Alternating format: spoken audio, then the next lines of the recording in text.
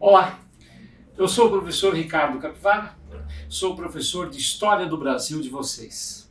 As nossas aulas de História do Brasil, que é um assunto muito focado em vestibulares de universidades federais, mas especialmente na Universidade Federal do Paraná.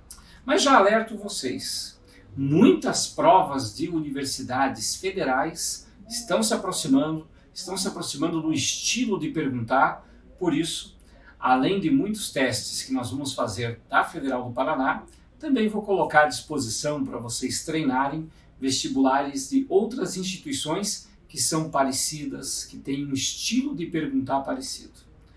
Bom, muita gente me pergunta isso, né? Muita gente se questiona sobre isso. Estudar história. Tem provas que são muito diferentes, não é? Pois é verdade. Mesmo que você faça uma comparação de curto prazo, você vai ver que a cada banca, a cada época, os estilos de se perguntar questões de história, especialmente do Brasil, vai se modificando. E por que eu digo especialmente história do Brasil? Por causa do seguinte, a maior parte dos historiadores brasileiros pesquisam história do Brasil. Novas descobertas, novas perspectivas, tudo isso vai motivando que nos cursos de graduação e pós-graduação, professores e estudantes abordem temas de história de um jeito diferente. É normal também que muitas vezes as pessoas digam: eu sempre gostei de história, professor, história sempre foi a minha disciplina preferida. Ótimo, excelente. Mas será que é o mesmo estilo que a universidade pergunta agora? Pode ser que sim. Pode ser que não. E é isso que eu quero deixar bem claro para vocês, né? Não se trata de substituir uma história por outra porque eu gosto mais desta ou desgosto mais da outra. Trata-se de sintonia com o vestibular que você vai fazer. Porque independente do curso que você escolheu, todos nós, né, vamos enfrentar a primeira fase da prova de história. E lá a prova é geral para todo mundo e não ache que ela vai ser mais leve só porque ela vai ser feita para todos. É o pessoal do departamento de história que faz e vai fazer com as tendências mais novas que exigem certas competências, certas habilidades de vocês. Então vamos lá. O que muda, né, na história que cai no vestibular para uma história, digamos assim, mais tradicional? Basicamente, muda a história política para uma história mais social. Vamos explicar isso melhor? Antigamente, quando se explicava a história, quando se escrevia história e se estudava história, você estudava governos, você estudava tendências políticas, planos econômicos, ações, né, que ocorreram dentro dos bastidores da política.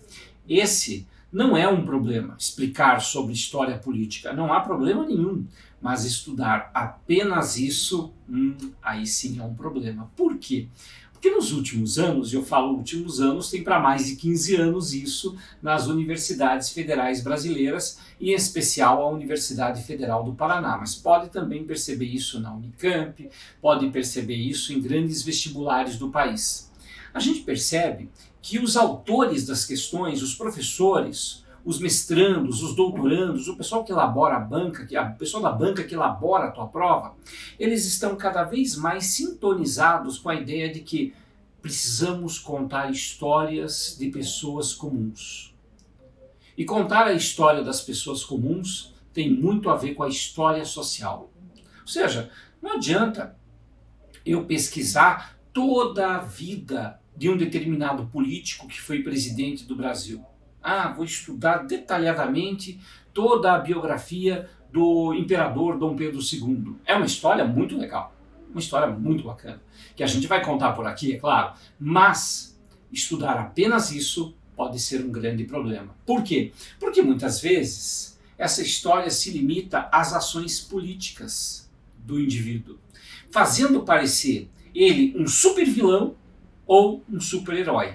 E é justamente por aí que uma história crítica ela emergiu a partir dos anos 80 e se consolidou. Sim, é bem verdade que muitas vezes quando se conta a história dos indígenas, as histórias dos escravos, o sofrimento desses povos, geralmente isso é muito identificado como uma história ideológica de esquerda. Na verdade, é uma história crítica.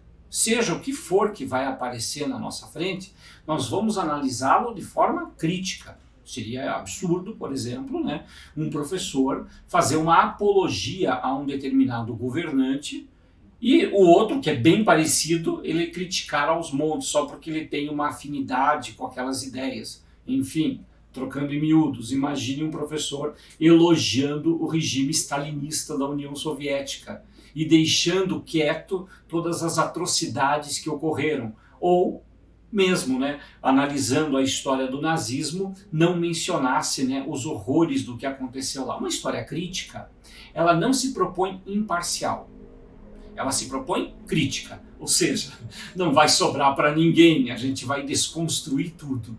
Professor, mas aí lá na prova da Federal, e se cair daquele jeito antigo, vai por mim? Não vai cair do jeito antigo. Vai cair texto para você interpretar, vai ter documento para você fazer leitura e você vai ter que fazer uma análise crítica daquele contexto. Aí as pessoas dizem assim, tá, então é uma outra história? Não, é a mesma história. Mas quer ver um exemplo?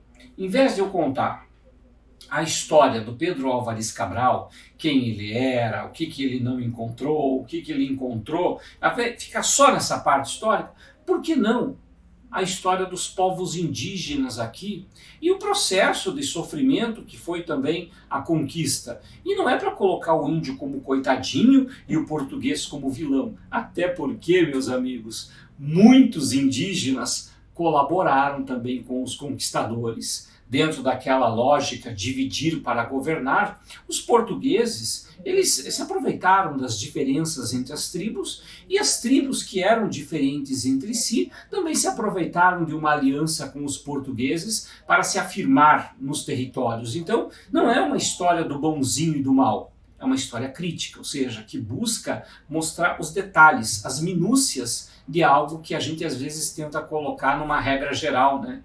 Uma regra geral significa aquela história romântica e de que nós estamos caminhando para algum lugar. Isso nos leva ao método de história, né? Como se estuda história hoje? Você que vai fazer vestibular para medicina, tá? Não estou menosprezando os demais, mas você que vai fazer um vestibular para a área de saúde ou vai fazer é policial, vai, né, ingressar numa carreira policial e vai fazer um serviço investigativo, detetive. Essas duas coisas são muito parecidas com o método histórico. Como assim, professor? O que tem a ver? O médico e um detetive, eles pegam a história, eles descobrem as causas pelas consequências, não é? Imagina, um detetive é chamado para investigar um crime. O crime já aconteceu. O que ele vai encontrar lá na cena do crime? Os vestígios. Ele não vai saber o que aconteceu, ele vai começar pelo final da história e vai reconstruindo com informações. Tem um historiador italiano, Carlo Ginzburg. Ele escreveu um livro chamado O Queijo e os Vermes e ele encontrou um processo gigantesco contra um moleiro, contra um dono de moinho, que estava sendo acusado pela Inquisição de heresia. E nesse processo, a riqueza de detalhes, o que Carlo Ginzburg fez, ele não contou a história do moleiro, ele contou a história do moleiro, a história da economia dos moinhos da Itália, a história dos livros que esse cara, o Menóquio, fez as leituras, os diálogos que ele fez com o inquisidor, ou seja, ele contou a partir de um inquérito, né, de processo de inquisição de um indivíduo, ele contou a história de um contexto. Então não é contar só a história do indivíduo, é contar a história do contexto. Dá para ler a história do Dom Pedro II, a biografia? Claro que dá, mas eu tenho que estar sempre em mente. Qual foi o contexto que Dom Pedro II viveu? Qual era a sociedade daquela época? Quais os significados de suas ações? Aí sim, a gente vai pelo caminho certo. O médico faz a mesma coisa. Não pescou? Quando você chega no médico, chega lá e fala, doutora, eu não estou me sentindo bem. Aí ela diz, o que você está sentindo? Ah, não sei.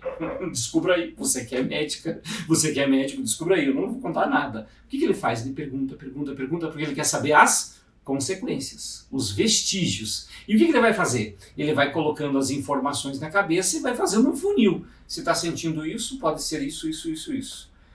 Se tiver esse sintoma também, eu sei que já reduz a lista, até ele chegar em 2 ou 3 possibilidades, 5, né, possibilidades do que pode ser. Ele tem uma hipótese. Aí ele vai dizer, você tem isso, pegue e tome esse remédio. Não. Ele fala, vamos fazer alguns exames.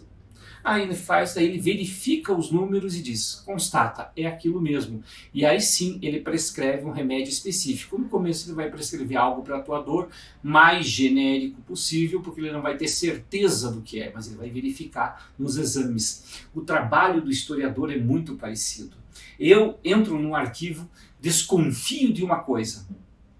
Aí eu começo a verificar os vestígios, os documentos, e vou comprovar ou não as minhas hipóteses. E esse é um processo que, no final, em vez de prescrever um remédio, eu vou escrever um texto. Portanto, o trabalho do historiador, e eu sou historiador também, né? Eu sou professor e também trabalho com pesquisa. Ele é um processo investigativo muito interessante. Mas eu não vou falar mais, porque senão você vai se apaixonar pelo curso de História e aqueles que já estão, né, interessados nesse curso vão ter uma concorrência enorme. Não porque eu sou muito bom, mas que o curso é muito legal mesmo nesse trabalho de leitura e investigação. Professor, eu odeio ler. Então nós vamos ter um problema. Mas eu não vou fazer o curso de História, mas nós vamos ter um problema sim, porque a prova de História da Federal, ela depende de muita leitura. Ela não tem obras obrigatórias, tá? Ela não tem. Mas a gente sabe quais são os clássicos livros de História que são perguntáveis em vestibular, suas metodologias, suas formas de abordagem. E por isso, pessoal, é que a gente vai precisar treinar a leitura. Eu vou recomendar textos de leitura para vocês, tá? Textos introdutórios, textos mais aprofundados, bateria de testes e todos os PowerPoints que a gente usar aqui nessa aula. Claro, e se ainda ficar dúvida, você vai lá e faz perguntas pelo site. Estamos à disposição para te atender. Pode acontecer de demorar um pouquinho, por conta do pessoal vai fazendo a seleção e mandando as perguntas para os professores.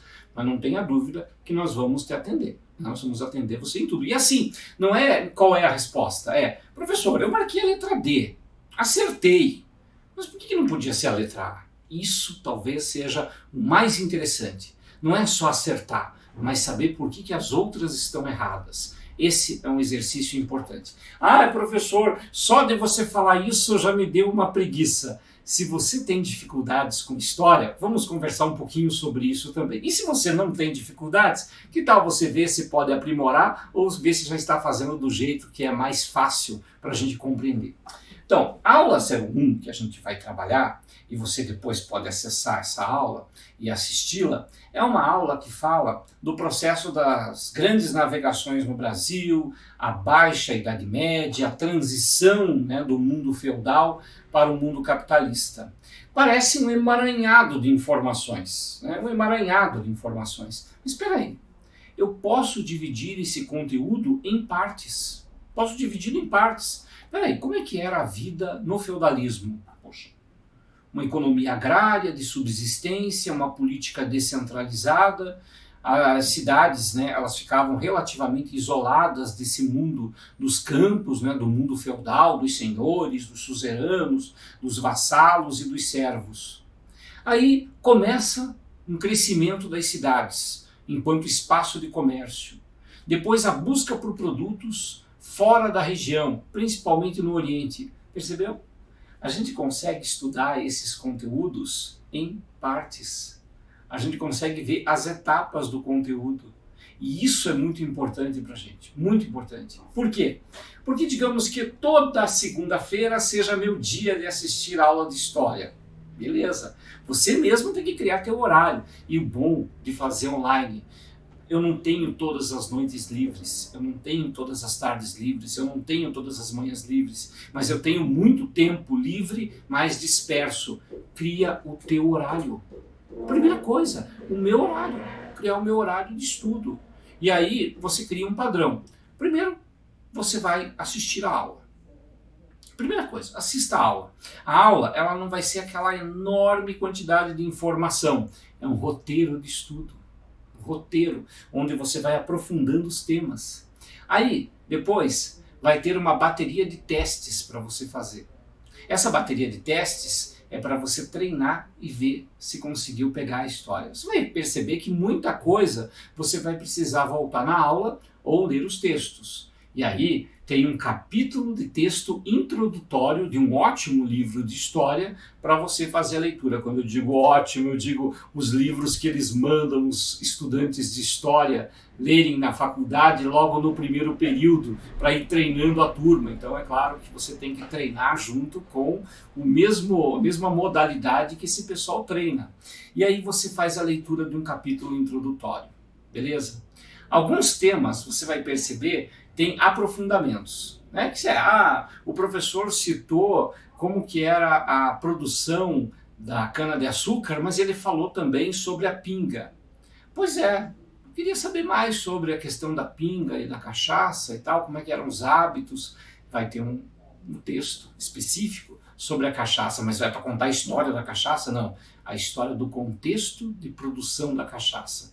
Com quem trocavam, por onde circulava, onde era fabricada, Paraty, Rio de Janeiro principalmente, e se espalhava para as Minas Gerais. Ou seja, você, a partir de um produto, você vai conhecer o mundo.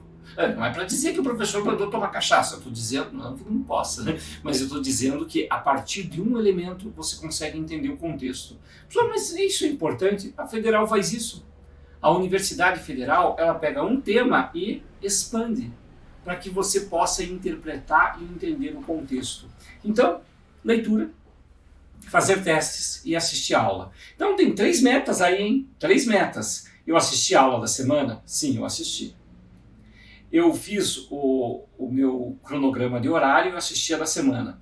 Eu fiz os testes propostos daquela aula? Fiz. Marquei os que eu não entendi para atormentar o professor Capivara, perguntar um monte de coisa para ele? Ótimo, marquei. Então faz uma listinha. E em seguida, eu peguei aquele tema lá, daquele assunto, e fiz uma leitura do capítulo introdutório, que daí fica mais fácil, o professor já falou, você já fez teste, e daí você faz uma leitura consolidando.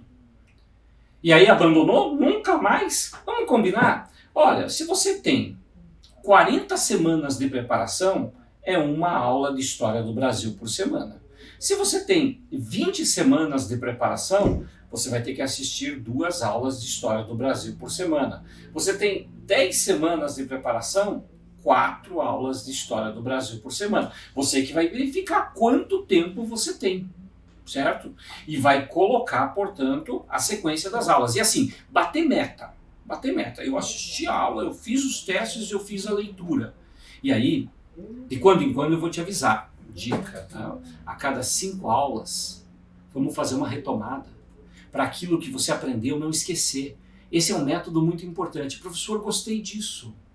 Gostei disso, isso vai aprofundando o conhecimento. Sim, isso não é coaching, né? Com todo respeito. Não é só, vai lá, eu acredito em você, não. São métodos de estudo. A neurociência, os ótimos mentores, tutores e coachings do mundo, eles ensinam técnicas e não só palavras de efeito do tipo eu acredito em você. Eu acredito em você, mas eu quero que você use técnicas. Porque isso vai te dar segurança, vai te dar tranquilidade, vai saber que você está dentro do prazo, dentro do cronograma. Isso vai ser muito bom para todos nós. Gente, por fim, eu gostaria assim de deixar muito claro para vocês, não é uma história verdadeira e uma história falsa. A história que a Federal cobra é uma história crítica. Então, cai em assuntos bem tradicionais de história política e cai em abordagens de leitura. E é muito comum que apareça textos para você ler e interpretar.